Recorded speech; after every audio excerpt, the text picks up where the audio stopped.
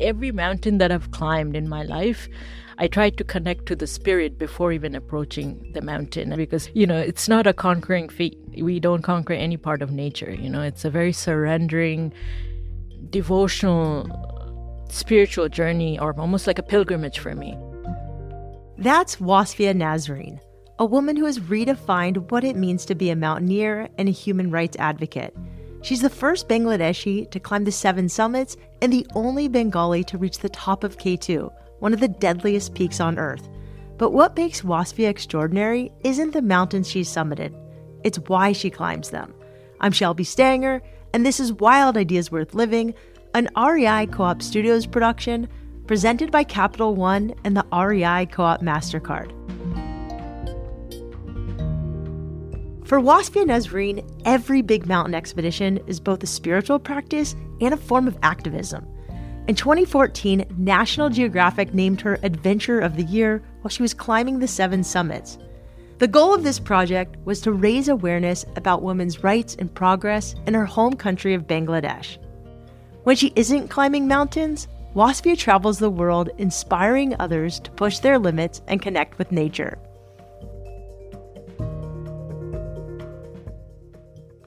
Wasfia Nazreen, welcome to Wild Ideas Worth Living. You have truly lived a wild life. Thank you, Shelby and REI, for having me.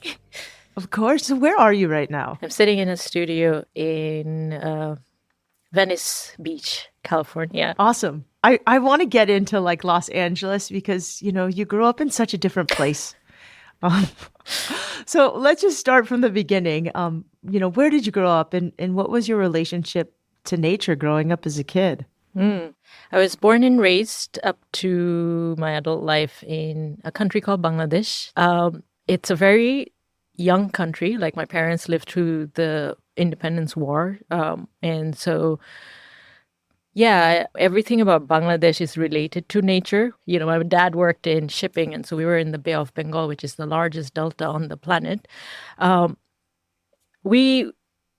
a kid, I have clear images of witnessing the mother's fury, like typhoons, floods, anything and everything that you can think of happen in front of our eyes. We have villages after villages that are taken over by the river every monsoon season. So growing up, without even having anyone teaching us, we kind of knew who the boss in the room was. It was Mother Nature. We lived at her mercies. And, throughout our cultural or historical stories, there's just this whole adoration or, this word in Western world, devotion towards Mother.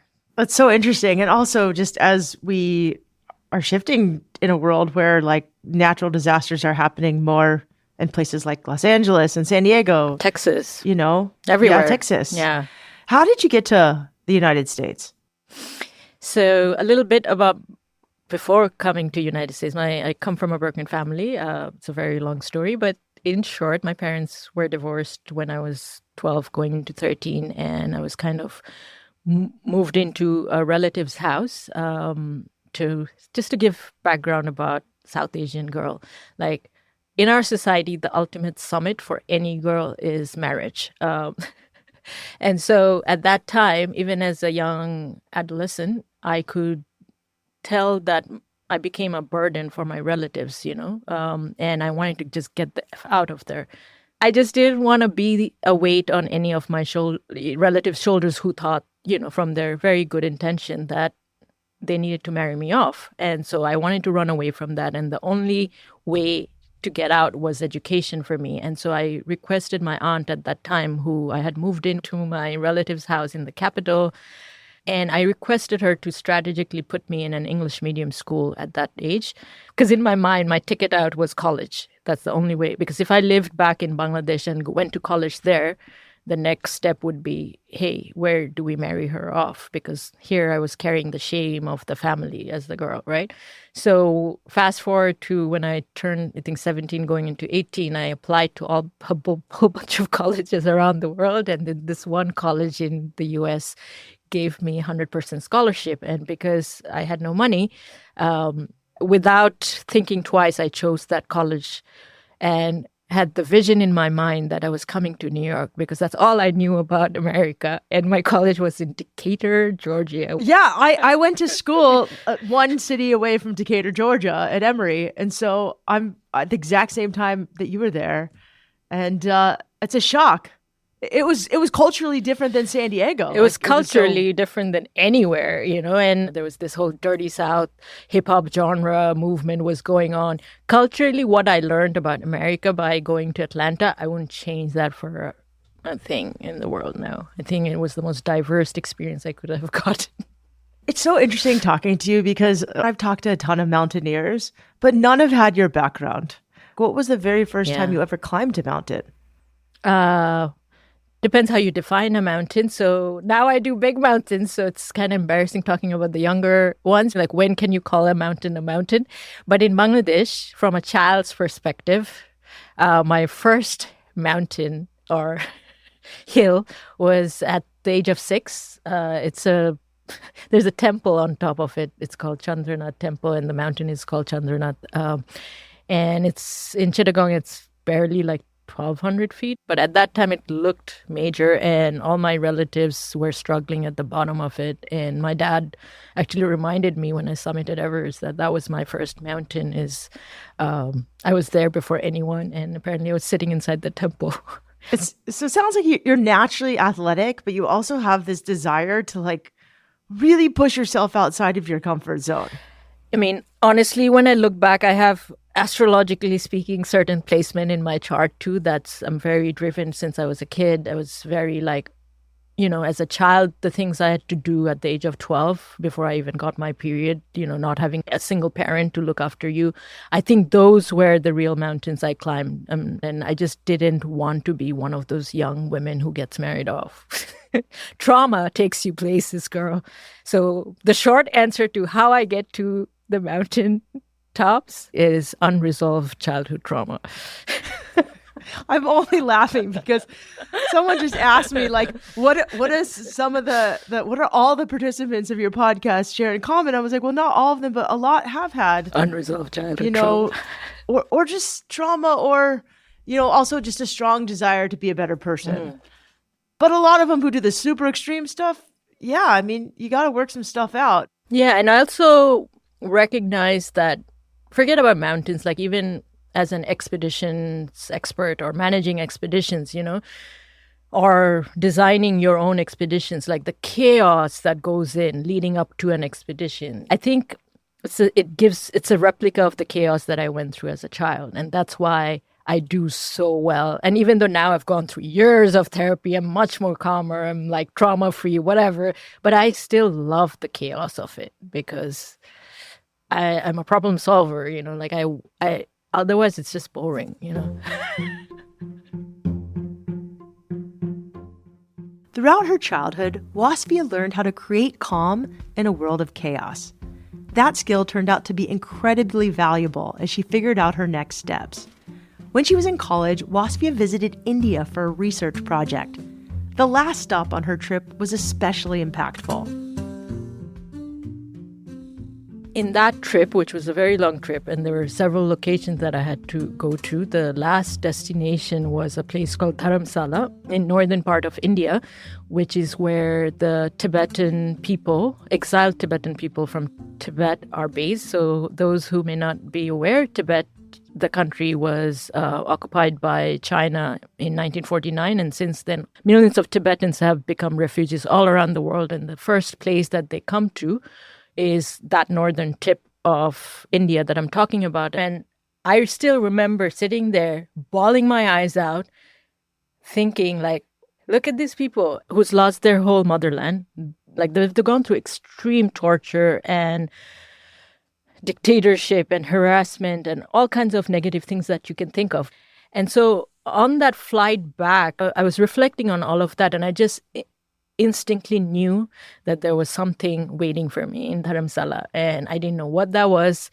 And the timeline at that point was that I would come back to Decatur, Georgia, graduate, and I was supposed to move to San Francisco after that. But in that flight back, I just made a hardcore decision that, nope, I'm coming back. Wasfia decided to move to Dharamsala. She sold her belongings in the States and bought a one-way ticket back to India. Once she arrived, she found work as a journalist and began building her new life.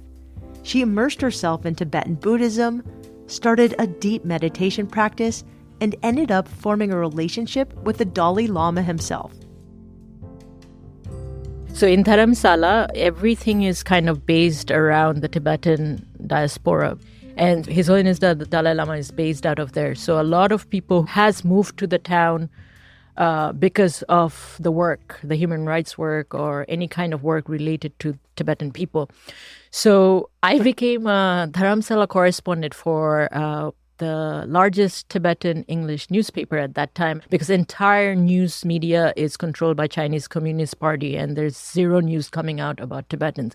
So I became kind of by default an informer because I was a journalist, but I had to secretly go in and out, Tibet, Dharamsala, India, Nepal, all of these territories where Tibetans were there. And in fact, for a lot of years, I used a pseudonym because of my own safety. And so the most important person in the diaspora is obviously the Dalai Lama. And part of my work, which I didn't know at that time, was to follow His Holiness around. So by default, the first official gig of my adult life was the special correspondent for His Holiness the Dalai Lama. Just not before even meeting him, just being around his presence brought a certain level of like my mind just went, you would prepare for so much every time, but there's nothing that exists in their presence. It's just love and compassion. So it was one of the most blissful time of my life, even when I look back now.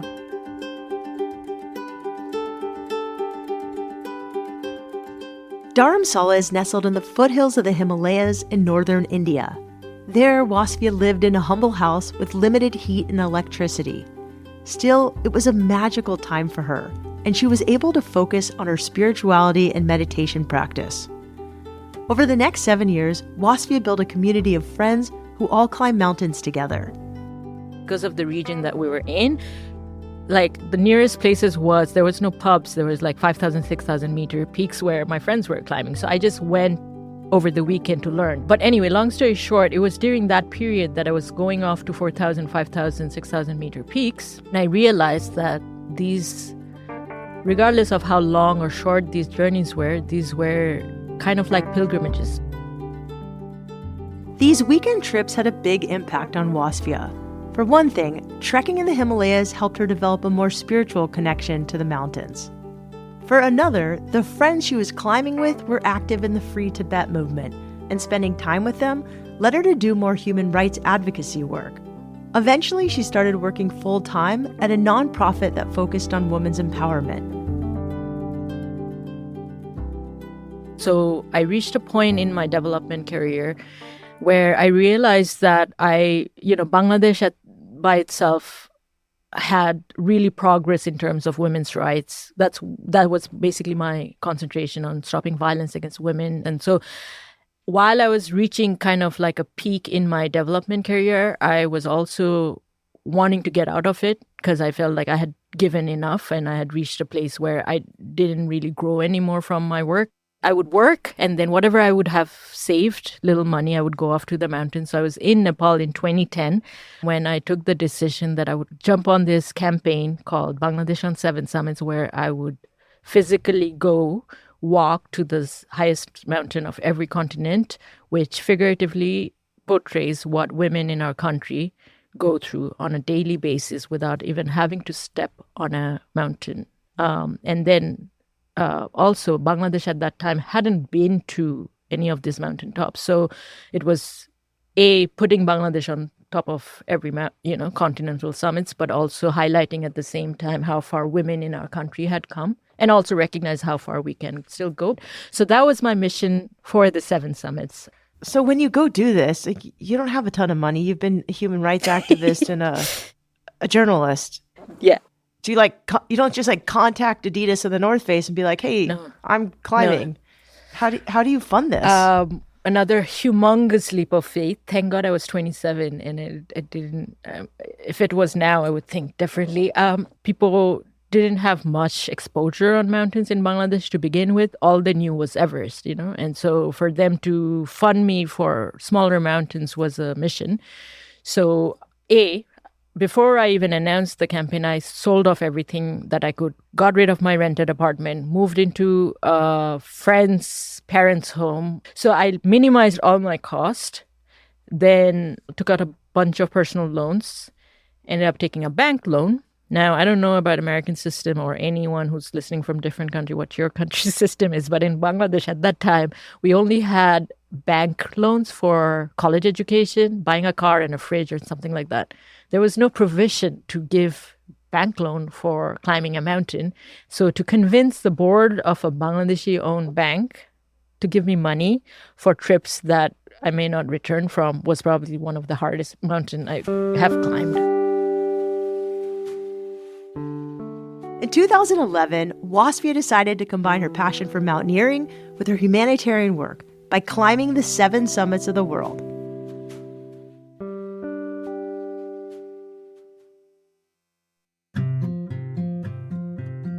Wasfia Nazreen started the 7 summits by climbing Mount Kilimanjaro in Tanzania in 2011. From there, she summited Mount Aconcagua in Argentina before preparing to attempt Mount Everest in Nepal. Each expedition pushed her limits as she confronted thin air, freezing temperatures, and difficult terrain. Although all of these climbs were physically grueling, the biggest challenges were mental and spiritual. What do the mountains do for you? Because every time you climb one, you could die. There's all sorts of horrific things you go through. I always feel a different person when I come back from a big mountain. So when I'm talking about big mountain, I mean like, Dead Zone mountains or mountains, the Himalayan mountains. So that's where I started my career to begin with. Every mountain that I've climbed in my life, I tried to connect to the spirit before even approaching the mountain. And I think this humility, and I bring up humility because in big mountains, you see how different egos come out. Like some of the egos of our mountaineers is bigger than the mountains they have climbed. And I don't align with that. I think because I also have seen the majority of these mountaineers in their worst days and how, it's not a conquering feat. We don't conquer any part of nature. It's a very surrendering, devotional, spiritual journey, or almost like a pilgrimage for me. Will you tell me a little bit about that process? What's your approach to climbing a mountain? I'm curious how it's a spiritual practice for you versus like something to climb up, take an Instagram photo and come down, and whatever it is. I mean, everybody has their own mountain and way of climbing it, but yours is a little bit different than people I've interviewed. Yeah, most Sherpa people actually climb this way. So let's talk about Chomolungma. Chomolungma is Everest also is the Western name. Okay. So her entity, it means the goddess of inexhaustible giving, which means she will never stop giving you. Only if you follow and abide by her rules. So there are scriptures that are dedicated to her that are hundreds of years old. There are certain prayer rituals. I'm not saying you have to do this. I'm just saying that was my process. So that was introduced to me by my teacher, His Holiness the 14th Dalai Lama. So I tried certain practices to connect with Myolang Sangma, who's the goddess of inexhaustible giving, way before even approaching the mountain. I would connect with her, or try to connect with her in meditation. And then before going to, or let's say in base camp, we make an altar and have a puja, puja means a prayer ceremony, where we even bring like inanimate objects like the ice axe or ropes or things that we would be hitting the mountain with, because the whole mountain is her body. And then we ask for forgiveness on behalf of, ice axe, like everything that we bring. And the scriptures literally ask for forgiveness from her beforehand and says that we will move only when you show us the signs that our path has been made safe. And then there are certain signs that we look for example, a raven sitting on a mast. And then only when we get the positive signs, we have a celebration with barley and a lot of whiskey. This That's what Sherpa people give. But I climbed Chomolungma when I was 29. I'm still benefiting from her at this age of 43 because she doesn't stop giving. So I'm curious, though, like the Dalai Lama was instrumental in that climb. And not everybody can say, like, no one I've interviewed is like, oh yeah, the Dalai Lama was the one who told me to and I know through your work, part of your work was to shadow the Dalai Lama, but like anybody who can connect with him is so lucky. So I'm just curious, what did he teach you and impart with you that you think you took with you that really helped you on Chomolungma? So with His Holiness, I also had formal education, but aside from any formal teachings that I've gotten from him, just being around him and the simple things that he says or the laughters he gives, there are certain realizations that happens in your own mind if you're connected to that energy. There were years of mentorship where he tried to help me heal in many different ways without actually being direct about it, but take on the suffering that I was still holding against my parents.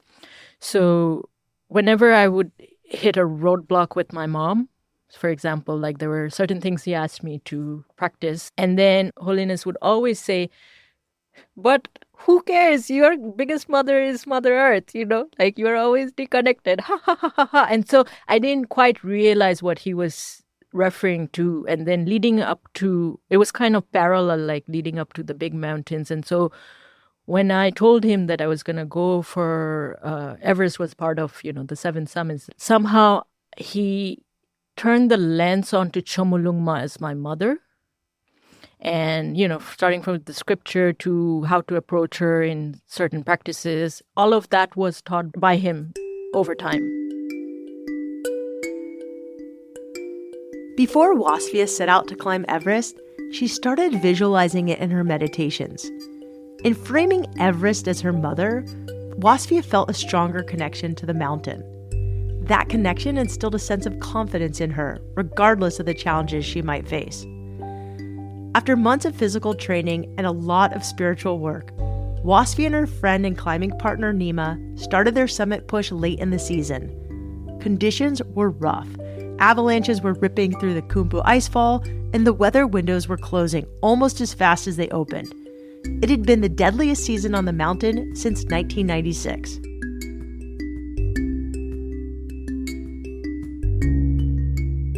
Surviving out there mentally, I think, is one of the biggest things that we have to overcome. I've seen international, like very high-class athletes back off because they couldn't mentally deal with it, because Everest gives you a reason to give up every single day.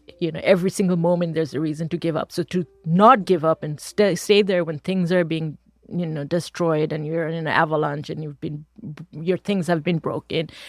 And every time that would happen on Everest, I would be given a dream to move forward. There are many, many stories of Sherpa people dreaming her too. Many other Sherpas have abandoned their climbs because Chomolungma would come in their dream and tell them that you're overdoing it, back off. And towards the end of my expedition, my camp got destroyed literally right before the summit push, which people may be familiar that, summit push happens towards the end of the season. And so in that season, there were only 3 nights that we could go up in. It became the second deadliest season.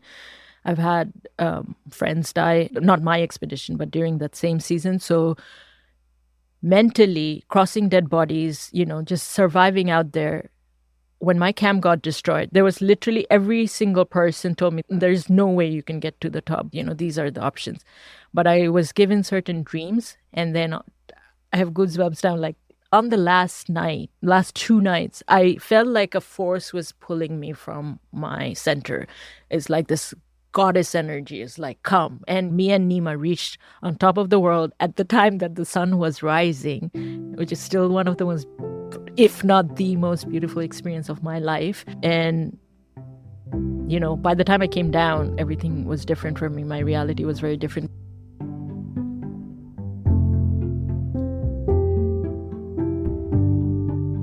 On May 26, 2012, Wasfia summited Mount Everest. Shortly after her descent, she went to visit the Dalai Lama. He always gives me an amulet before any big journey, and that amulet had broken during that Lhotse face avalanche, cracked at the middle. And so later, many months later, when I actually summited and came back, I took the broken amulet back to him, and then he just said, "Time for a new one." And they gave me another new one. But I brought him some water from the summit of Chomolungma because I had seen how much devotion he has towards Chomolungma. And by the time it was ice from the summit. By the time that ice went from the summit of Everest to Kathmandu to Dhaka, capital of Bangladesh, to Delhi, to Dharamsala, it was the stinkiest liquid. Like I still remember, like carrying it, standing in line, like going to Holiness. And I'm like, oh my God, how am I even going to present it to him? So before I even presented, because he was being narrated that this is water from the top of Chomolungma. And I remember thinking in my mind, whatever you do, Holiness, don't drink it. And, in Tibetan practice, they have to offer it when you receive such a sacred thing. So he offered it 4 times in 4 directions. And the next thing he does is puts it in his mouth. And I went, oh my God, like if something happens to him. Oh no. And then, he put it on his altar and prostrated to Chomolungma. Thankfully, nothing happened to him, no diarrhea. Or nothing, no. But he, just seeing his devotion, and not just him, all the Tibetans who are around him, like how revered this mountain entity is to them was super humbling. And this story is so interesting. I also really like that the Dalai Lama gave you a lot, but I think like indirectly, he taught you the power of humor and sort of he kind of laughs at these really big, intense situations. I think because there's so much I can talk about, but one of the greatest thing he has done for me is like, he's made me look at my own tragedies and my own powers to transform them into comedies. After Everest, Wasfia climbed Mount Vinson in Antarctica, Mount Elbrus in Russia, and Denali in Alaska. In November of 2015, she climbed the last of the 7 summits, Karsten's Pyramid in West Papua. While she was finishing up the project, National Geographic named Wasfia Adventurer of the Year, not just for climbing the 7 summits, but for the purpose and meaning behind her climbs. Wasfia never treated the mountains as a personal bucket list. The project was a mission to show girls in Bangladesh that they can take up space and trust the strength of their own bodies. Today, Wasfia is still climbing and pushing her limits. In 2022, she became the first Bangladeshi and the only Bengali person to summit K2, one of the most dangerous peaks. She trains at Gold's Gym and currently is taking on new expeditions. To learn more about Wasfia and her adventures, check her out on social media at Wasfia Nazreen. To trek with Wasfia to Nepal, please check out her company, High Karma, at High Karma. Wild Ideas Worth Living is part of the REI Podcast Network. It's hosted by me, Shelby Stanger, produced by Annie Fassler, Sylvia Thomas, and Sam Piers-Nitzberg of Puddle Creative. Our senior producer is Jenny Barber. Our executive producers are Paolo Motola and Joe Crosby. As always, we love it when you follow the show, take time to rate it, and write a review wherever you listen. And remember, some of the best adventures happen when you follow your wildest ideas.